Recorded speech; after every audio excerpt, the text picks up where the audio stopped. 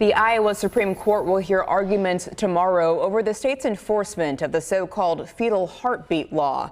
The law bans abortions at 6 weeks of pregnancy. There are exceptions to this for things like rape or if the mother's life is at risk. Justices will determine if the enforcement of the 6-week ban should be permitted while a legal battle plays out in the courts.